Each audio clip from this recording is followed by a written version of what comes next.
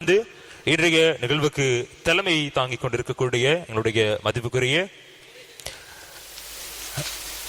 அல்ஹாஜ் ஏ ரஃபியுத்தீன் Jamal அவர்களை அன்போடு அழைக்கின்றோம் தலைமையுரையினை வழங்குவதற்காக. එහෙමනම් පිළිගැනීමේ කතාව සිදු කරන ලැබුවේ ස්වාධීන මාධ්‍ය සංසදයේ මහලේකම් ඉබ්‍රාන්සා ෆෞර්දීන් මැතිතුමන් එතුමන්ට අපගේ ගෞරවනීය ස්තුතිය පුද කර සිටිනවා.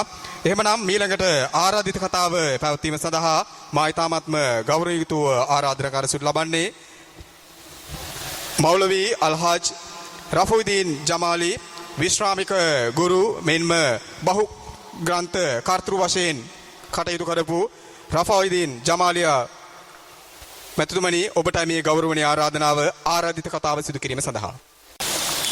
அளவற்ற அருளாளனும் நிகரற்ற அன்புடையனுமாகிய அல்லாஹ்வின் திருநாமத்தால் நான் ஆரம்பிக்கிறேன். கோடான கோடி ஸலவாத்தும் சலாமும் எம்பெருமானார் ஸல்லல்லாஹு அலைஹி வஸல்லம் அவர்கள் மீது உரித்தாகட்டும். இன்று அக்கரைப்பற்று இந்த மண்ணிலே விழாக்கோலம் போன்றிருக்கின்ற இந்த நிகழ்ச்சிக்கு வருகை தந்திருக்கின்ற ஈரான் இஸ்லாமிய குடியரசின் இலங்கைக்கான முஸ்தபா பல்கலைக்கழகத்தின் பணிப்பாளர் அல்ஹாஜ் ஸைனுலாப்தீன் மீர் ஃபாத்திமி அவர்களை நான் விளைத்தவனாக இந்த விழாவுக்கு வருகை தந்திருக்கின்ற நான் பேர் சொல்லி அழைக்க வேண்டிய பலர் இங்கே இருக்கிறார்கள். எமது விழாவுடைய நேர காலத்தை கருத்தில் எடுத்து ஒவ்வொருவருடைய பேரையும் நான் விழிக்க எனக்கு நிறைய ஆசை இருந்தாலும் உங்கள் எல்லோரையும் நான் விழித்தவனாக என்னுடைய பேச்சை நான் ஆரம்பிக்கிறேன். உங்களுக்கு தெரியும், உலகத்திலே 1947 ஆண்டு தொடக்கம் தங்களுடைய நாட்டுக்காக தன்னுடைய மண்ணுக்காக போராடி கொண்டிருக்கின்ற பாலஸ்தீன் மக்களுக்கான அவர்களுடைய போராட்டத்தின் விளைவாக யூத சமூகத்தால் இஸ்ரேலினால் கொல்லப்பட்டிருக்கின்ற பல்லாயிரக்கணக்கான முஸ்லிம் சகோதரர்களை நாங்கள் அவர்களுக்காக அவர்களுடைய வெற்றிக்காக பிரார்த்தித்தவர்களாக, குறிப்பாக ஈரான் இஸ்லாமிய குடியரசின் தலைவர் ஷஹீத் சயீத் இப்ராஹிம் ரைசி அவர்களின் மரணத்தை நினைவு கூர்ந்தவனாக இந்த என்னுடைய தலைமை உரையை நான் மிகவும் சுருக்கமாக சொல்லலாம் என்று நான் ஆசைப்படுகிறேன். இங்கே வருகை தந்திருக்கின்ற பெரியார்களே, சகோதரர்களே, எந்த ஒரு சமூகமானாலும் அந்த சமூகத்தின் சுதந்திரத்தை, அந்த மக்களுடைய உரிமையை யாரும் விட்டுக் கொடுக்கப் போவதில்லை.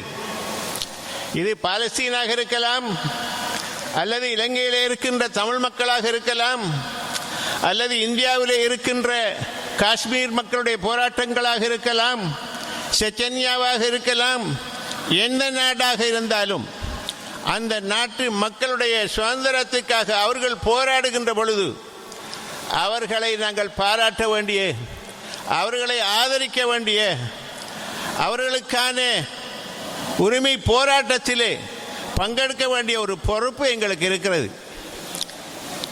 உங்களுக்கு தெரியும், முஸ்லிம் சமூகம் மாத்திரமல்ல, உலகத்திலே பல சமூகங்கள் அவருடைய சுதந்திரத்துக்காக மண்ணுக்காக போராடி கொண்டிருக்கிறார்கள். யாருடைய போராட்டங்கள் எல்லாம் நியாயமோ அவர்களுக்கெல்லாம் இறைவனுடைய சாந்தியும் சமாதானமும் வெற்றியும் கிடைக்க வேண்டும் என்று நாங்கள் பிரார்த்தித்தவர்களாக, அன்பு சகோதரர்களே, நான் இந்த இடத்திலே ஒரு விடயத்தை நான் சுட்டிக்காட்ட விரும்புகிறேன். நான் நினைக்கிறேன், இந்த இடத்திலே தனித்துவமான ஒரு சமூக அல்ல, பல சமூக மக்கள் இருக்கிறீர்கள். இந்த பல சமூக மக்களை நான் வைத்துக்கொண்டு நான் ஒவ்வொரு சமூகத்துடைய பிரச்சனையை நான் சொல்வதற்கு இது நேரம் காலம் அவகாசமில்லை என்ற காரணத்தினால் இந்த பாலஸ்தீன் மக்களுடைய பிரச்சனை என்ன, இந்த இப்ராஹிம் ரைசி என்கிறவர் யார் என்பதை ஓரிரு வார்த்தைகளில் நான் சொல்ல ஆசைப்படுகிறேன்.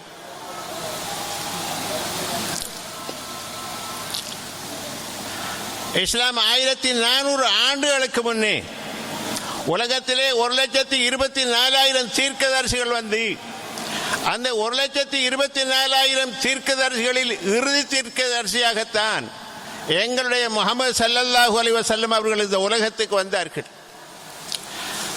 அந்த ஸல்லல்லாஹு அலைஹி வஸல்லம் அவர்கள் ஒரு அனாதையாகத்தான் இந்த உலகத்திலே பிறந்தார்கள், அனாதையாக வாழ்ந்தார்கள்.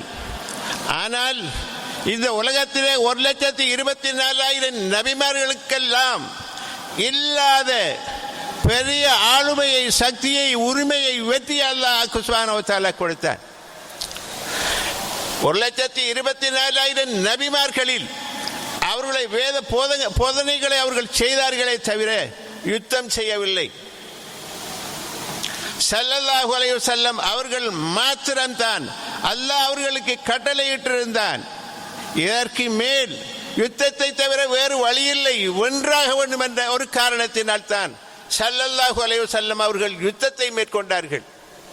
பலஸ்தீன் மக்களுக்காக பலஸ்தீன் நாட்டைச் சேர்ந்தவர்கள் இன்று எடுத்திருக்கின்ற இந்த போராட்டம் ஸல்லல்லாஹு அலைஹி வஸல்லம் அவர்கள் அன்று 1400 ஆண்டுகளுக்கு முன்னே பல யுத்த களத்தை அவர்கள் சந்தித்தார்கள்.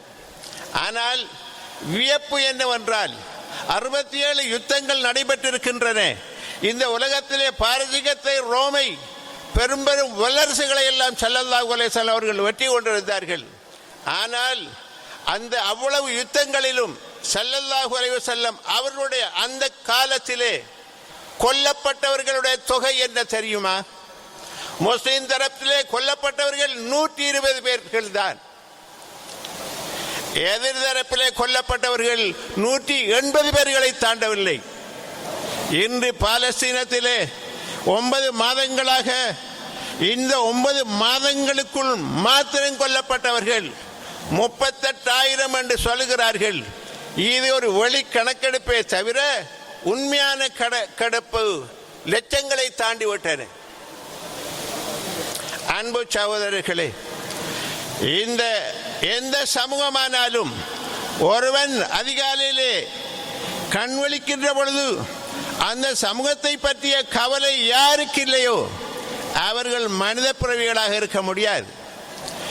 இந்த பாலஸ்தீன் மக்கள் படுகின்ற அல்லல்களை, துன்பங்களை, துயரங்களை குறிப்பாக முஸ்லிம் சமூகத்தில் இருக்கின்றவர்கள் எழுகின்ற பொழுது, இரவு எல்லாம் உறங்கி காலையிலே விழித்தெழுகின்ற பொழுது அந்த சமூகத்துடைய நினைவு வரவில்லை என்றால் அவர்கள் முஸ்லிம்களாக இருக்க முடியாது. சகோதரர்களே, முஸ்லிம்களுக்குள்ளே எந்த பிரிவினையும் கிடையாது, எந்த வேறுபாடும் கிடையாது. ஆனால் முஸ்லிம்களுக்குள்ளே ஒரு பிரச்சனையை சிலர் மையப்படுத்தி பேசிக்கொண்டிருக்கிறார்கள். அந்த பிரச்சனை ஷியா சுன்னி என்கிற ஒரு பிரச்சனை. இந்த ஷியா சுன்னி என்கின்ற இந்த பிரச்சனை என்பது ஸல்லல்லாஹு அலைஹி வஸல்லம் அவர்களுடைய காலத்திலே இருக்கவில்லை, அபூபக்கர் சித்திக் ரலியல்லாஹு அன்ஹு அவருடைய காலத்திலே இருக்கவில்லை, உமர் ரலியல்லாஹு அவர்களுடைய காலத்திலே இருக்கவில்லை, உஸ்மான் ரலியல்லாஹு அவர்களுடைய காலத்திலே இருக்கவில்லை, அலி ரலியல்லாஹு அன்ஹு அவருடைய காலத்திலே இருக்கவில்லை. இவ்வளவு காலமும் கடந்து நாங்கள் இன்று பேசிக்கொண்டிருக்கின்ற மதுஹபுகள், நாங்கள் இன்று படித்துக் கொண்டிருக்கின்ற ஹதீஸ் கிரந்தங்கள், நாங்கள் வாசித்துக் கொண்டிருக்கின்ற திருக்குர்ஆனுடைய மொழிபெயர்ப்புகள், தஃப்சீர்கள் எல்லாம் அடிப்படையிலே முஸ்லிம் சமூகத்துக்குள்ளே எந்த வேறுபாடும் கிடையாது. இந்த ஷியா சுன்னி என்கின்ற இந்த பிரச்சனை என்பது ஒரு அரசியல் பிரச்சனையை தவிர அது மார்க்க பிரச்சனை அல்ல, இஸ்லாமிய பிரச்சனை அல்ல.